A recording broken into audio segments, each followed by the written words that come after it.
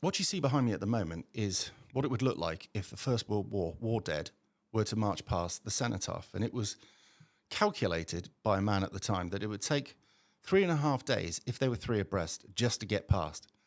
Now, that was the First World War. Since then, we've had the Second World War, we've had the Falklands, we've had to Iraq, the Afghanistan, and other conflicts in between, Aden, etc. Now, bear this in mind that many people went to war to fight for the freedoms of this country and to fight against tyranny and to make sure that our country was safe and its allies. These people, as I say, paid the ultimate price. They never came home. These people, some of them, were as young as 14 and 15 years old. They saw unspeakable horrors and experienced misery, carnage, and terror like you wouldn't imagine. The ones that did come home were never the same.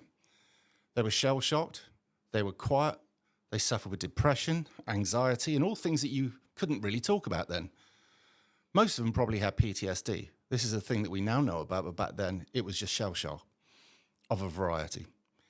Now, these people get together once a year, ex-military, veterans, and other people who appreciate what it is that our British Army, Navy, Air Force, and other forces alongside went through, go through, and continue to go through to keep this nation safe. We love these people and we appreciate everything they do.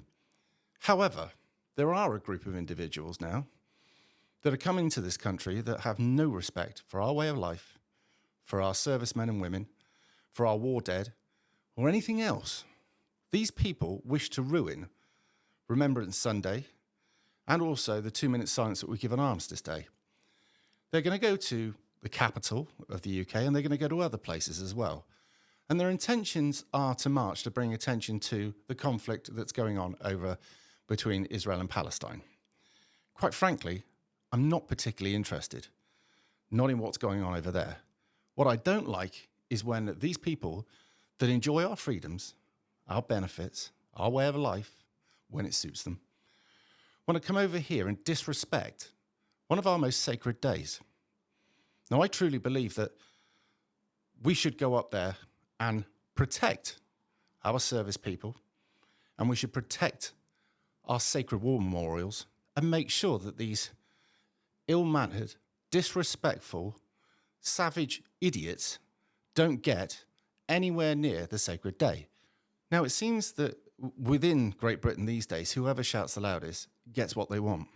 Whoever whinges, moans, kicks off, throws a tantrum gets exactly what they need. Now, anybody knows that you cannot appease a spoilt child, and you cannot appease spoilt people, or people who believe they're entitled to whatever it is they want simply because they shout and scream the loudest and will cause the most amount of trouble. Our police force have asked these people who want to come out and protest and make a mockery of our day, they've asked them not to protest. This is ridiculous. You don't ask people who have no respect for you what to do. You tell them what they're going to do. And you bring every power at your disposal to make sure that they don't do this. However, it doesn't seem it's going to be the case. That is why patriots up and down the country are going to show up. Now, many have said this is a trap, and I truly believe it is. But for how long do you keep saying no to these people? How long do you keep saying, oh, well, we'll do the right thing, and the evidence will show that they're not very nice or they're the ones in the wrong, but they still get away with it. And they get a bit more every time and every time. And to the point where we won't be able to say or do anything. So it's about time now that we stand up to these idiots, these people that don't appreciate our way of life, that don't particularly like our culture. And we go out and we show them that you will not come and ruin this day. This is what I believe.